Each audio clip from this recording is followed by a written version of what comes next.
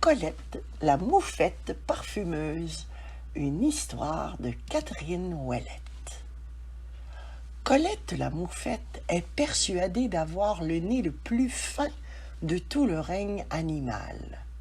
En fait, son plus grand rêve est de devenir une parfumeuse la plus célèbre du monde entier. Du matin au soir, elle travaille à concocter le chef-d'œuvre qui la fera connaître de tous. Un jour, Colette se sent particulièrement inspirée.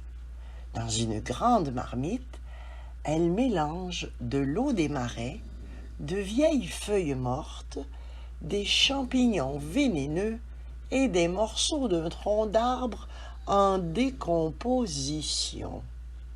Voilà qui fera la plus sublime des odeurs, se dit-elle en humant avec délice les vapeurs qui montent du chaudron.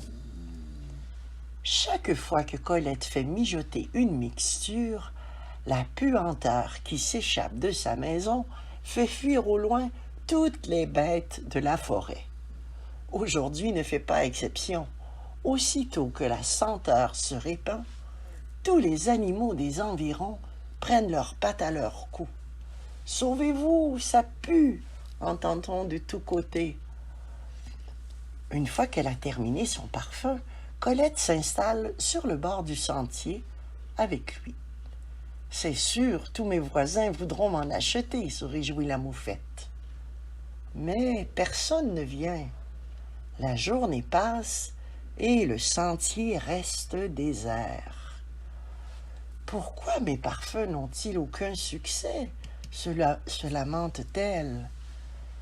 Triste de ne pas avoir vendu sa création, la moufette rentre chez elle.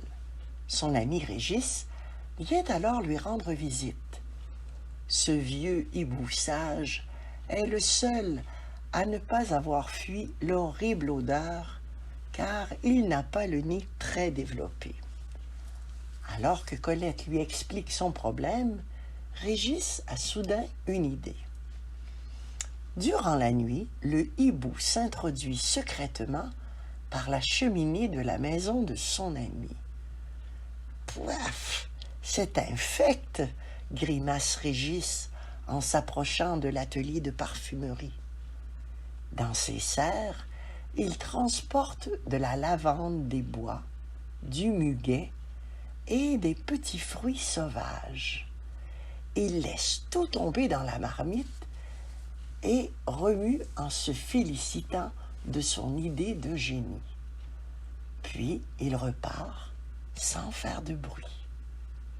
Le lendemain matin, une émanation effleure les fines narines de Colette. Elle se réveille en sursaut. « Ah, quelle est cette puanteur !» s'écrie-t-elle en sortant de sa chambre. Elle provient de son chaudron.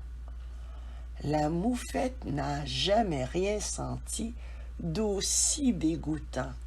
Elle traîne sa marmite jusqu'au ruisseau en face de chez elle, prête à y jeter tout le contenu.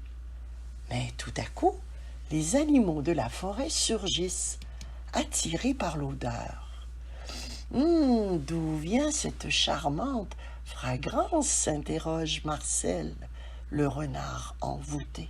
« C'est ton meilleur parfum, Colette, une merveille !» déclare Emma la loutre. « Je peux t'en acheter 3 bouteilles ?» demande Bruno le blaireau. « Moi aussi !» crient-ils tous en se bousculant. Colette est stupéfaite. Enfin, on aime son parfum. Cela fait si longtemps qu'elle travaille à confectionner son chef-d'œuvre. Elle décide de ne pas le jeter et réussit à le vendre jusqu'à la dernière goutte. Plus tard, Régis lui avoue connaître la recette de son succès. Les 2 copains s'entendent alors pour devenir des associés. Ils ouvrent ensemble une boutique, Colette et Régis Parfum Inc., avec laquelle ils font fortune.